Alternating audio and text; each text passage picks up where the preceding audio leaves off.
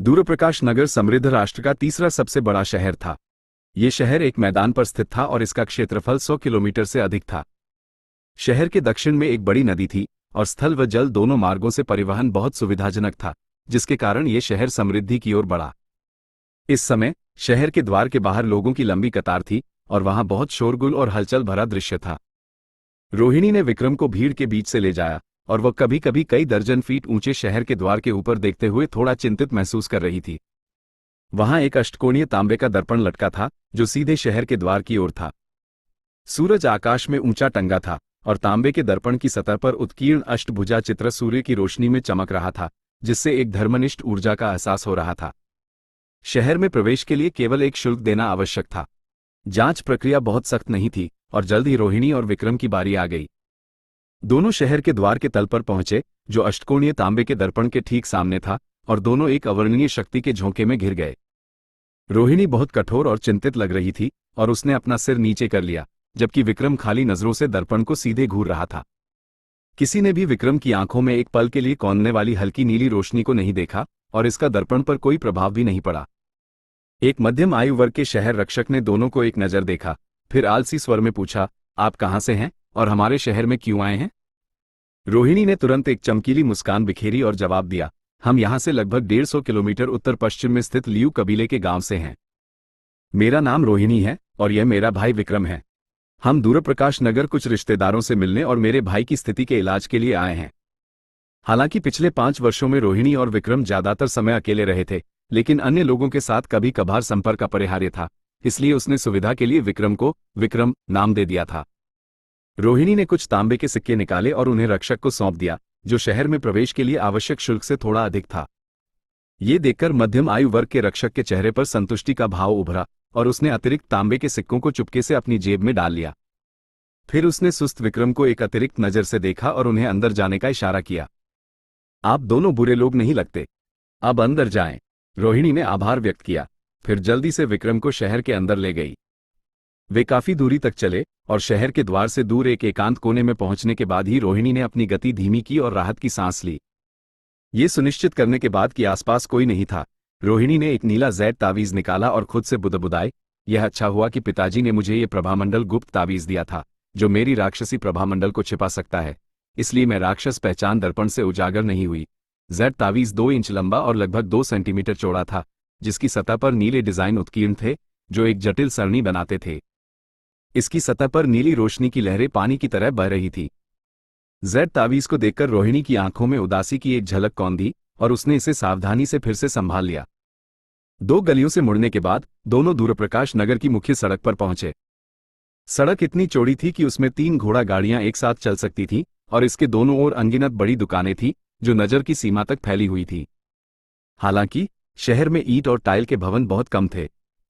अधिकांश भवन लकड़ी से बने थे और भले ही ये भवन बहुत ऊंचे या बड़े नहीं थे और बहुत कम ही 100 फीट से अधिक ऊंचाई के थे, वे अत्यंत जटिल थे और यह स्पष्ट था कि इनके निर्माण में शिल्पकला पर बहुत ध्यान दिया गया था। ये पहली बार था जब रोहिणी इतने बड़े शहर में आई थी और वह विक्रम के साथ कसकर सटी हुई थी, क्योंकि उसके आसपास की घनी भीड़ उसे थोड़ा असहज कर रही थी। हालांकि भले ही उनके आसपास बहुत सारे लोग थे, वे सभी अपने काम में व्यस्त थे और किसी ने भी रोहिणी और विक्रम से बात करने की जहमत नहीं उठाई।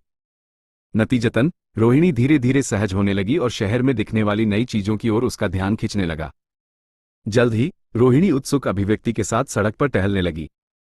वहां देखो, पत्थर भ्राता, मैंने इसके बारे में सुना था और यह वाकई उतना ही स्वादिष्ट लग रहा है जितना मैंने कहानियों में सुना था। रोहिणी ने पास की एक ठेले की ओर देखते हुए, जो चीनी लेपित हवाएं बेच रहा था, उत्तेजित होकर कहा। शहर का हलचल भरा दृश्य विक्रम की गहरी काली आंखों में प्रतिबिंबित हो रहा था, लेकिन वह पूरी तरह भावहीन रहा, मानो वह जो देख रहा था उससे बिल्कुल अप्रभावित था। रोहिणी उसे ठेले की ओर खींचने ही वाली थी, लेकिन विक्रम की खाली आंखों को देखकर अचानक उसके दिल में उदासी उमड़ आई। रोहिणी को तुरंत शहर में आने का उनका उद्देश्य याद आ गया और उसने जल्दी से विक्रम का हाथ और कसकर पकड़ा और गंभीर स्वर में कहा, चिंता मत करो पत्थर भ्राता, यह एक विशाल शहर है, यहाँ निश्चित रूप से कोई चिकित्सक होगा जो तुम्हारी स्थिति को ठीक कर सकता है। ये सुनकर विक्रम की आंखें हल्के से चमकी। रोहिणी ने विक्रम को एक सड़क किनारे के खाने के ठेले पर ले जाकर जल्दी से भोजन करवाया, फिर आसपास पूछताछ की और जल्द ही 2 निकटतम चिकित्सा क्लिनिकों के पते हासिल कर लिए। शहर के पश्चिम में ली परिवार का चिकित्सा क्लिनिक था। ये चिकित्सा क्लिनिक 100 वर्षों से अधिक समय से था, जो इसे शहर में एक सच्चा समय सम्मानित प्रतिष्ठान बनाता था। एक मध्यम आयु वर्ग का पुरुष, जो लंबा नीला चोला पहने था, एक लकड़ी की कुर्सी पर बैठा था। उसकी 3 उंगलियां विक्रम की कलाई पर थीं, ताकि उसकी नाड़ी की जांच हो सके, जबकि रोहिणी चिंतित अभिव्यक्ति के साथ एक ओर देख रही थी। उस पुरुष का नाम ली चांगछिंग था, और वह ली परिवार के चिकित्सा क्लिनिक का वर्तमान उत्तराधिकारी था। वो 20 वर्षों से अधिक समय से चिकित्सा का अभ्यास कर रहा था और क्षेत्र में काफी प्रतिष्ठा अर्जित कर चुका था। विक्रम की नाड़ी को कुछ समय तक जांचने के बाद ली चांगछिंग ने अपना हाथ वापस खींच लिया। तुम्हारे भाई की नाड़ी बहुत मजबूत और स्थिर है, और उसकी ऊर्जा बहुत प्रचुर और संतुलित है। ये स्पष्ट है कि वह असाधारण शारीरिक स्थिति में है। उसने ये स्थिति कैसे प्राप्त की? लक्षण पहली बार कब दिखाई दिए, और क्या कोई बाहरी कारक इसमें शामिल थे? ली चांगछिंग ने अपनी भौहें सिकोड़ते हुए रोहिणी की ओर मुड़कर पूछा। मैं और मेरा भाई कई वर्षों से अलग थे, इसलिए मुझे नहीं पता कि उसे ये स्थिति कब हुई या इसका मूल कारण क्या है, रोहिणी ने सिर हिलाकर जवाब दिया। ये तो मुश्किल हो गया। अगर मुझे कारण नहीं पता तो मैं इलाज नहीं कर सकता। मुझे खेद है, लेकिन मेरे सीमित कौशल के साथ मैं आपकी मदद नहीं कर सकता, ली चांगछिंग ने अपनी लंबी दाढ़ी सहलाते हुए क्षमा प्रार्थी अभिव्यक्ति के साथ कहा। क्या वाकई कोई उपाय नहीं है? रोहिणी ने तत्काल स्वर में पूछा। मुझे डर है कि नहीं, ली चांगछिंग ने सिर हिलाकर पुनः पुष्टि की। ये सुनकर रोहिणी बहुत निराश हुई और उसने ली चांगछिंग की ओर एक संक्षिप्त सलाम किया, फिर विक्रम के साथ क्लिनिक से चली गई। रोहिणी कुछ देर तक उदास होकर सिर झुकाए रही, लेकिन फिर जल्दी से विक्रम की ओर मुड़ी और उत्साहवर्धन करते हुए बोली, दूरप्रकाश नगर में और भी कई चिकित्सा क्लिनिक हैं। हम एक एक करके उन सबका दौरा करेंगे। मुझे यकीन है कि कोई न कोई चिकित्सक तुम्हें ठीक कर पाएगा।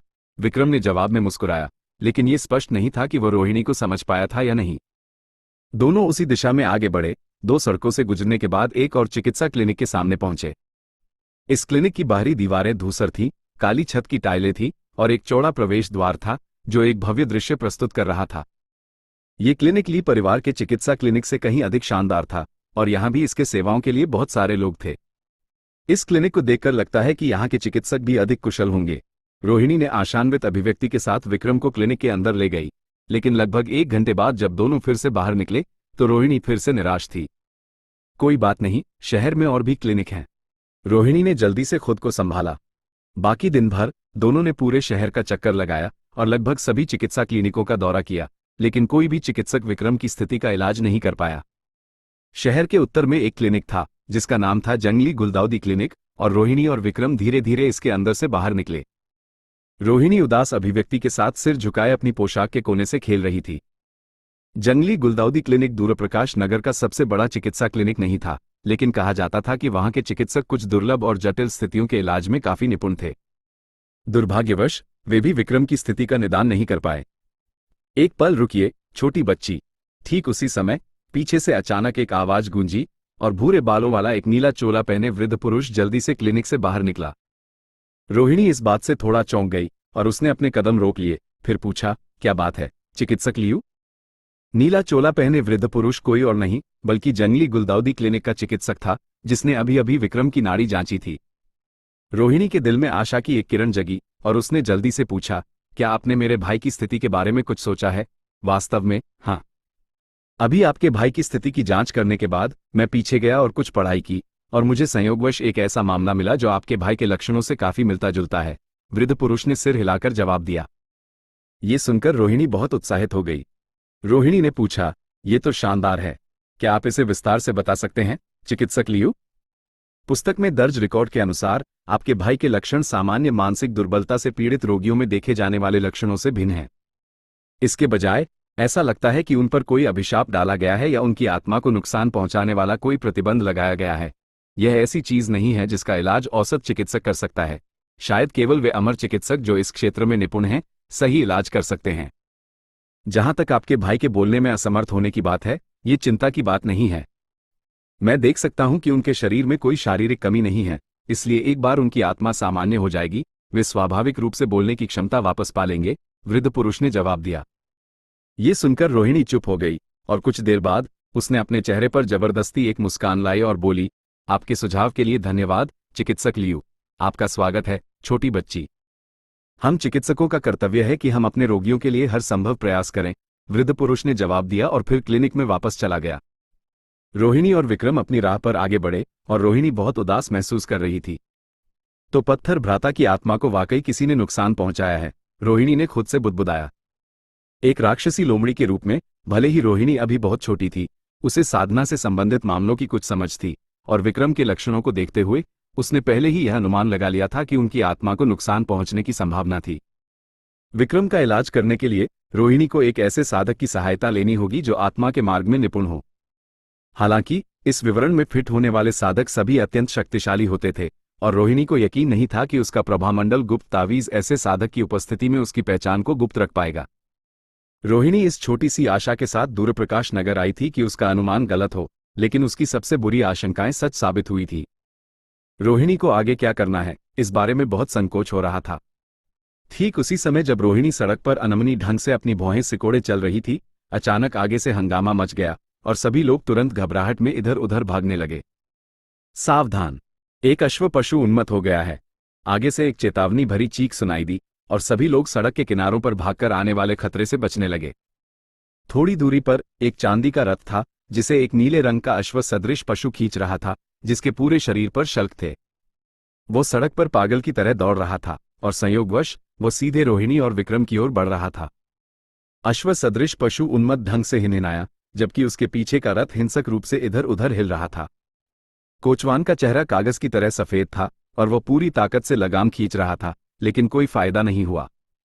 रोहिणी इस दृश्य से बहुत घबरा गई और उसने तुरंत विक्रम को खींचकर उन्मत्त पशु से बचने की कोशिश की, लेकिन अब बहुत देर हो चुकी थी। हवा में एक गंधमय बदबू फैल गई, क्योंकि अश्व सदृश पशु पलक झपकते ही रोहिणी और विक्रम से 10 फीट की दूरी पर पहुंच गया। वह इतना करीब था कि रोहिणी उस पशु के मुंह में तीक्ष्ण दांतों से उड़ रहे सफेद झाग के गोले तक देख सकती थी।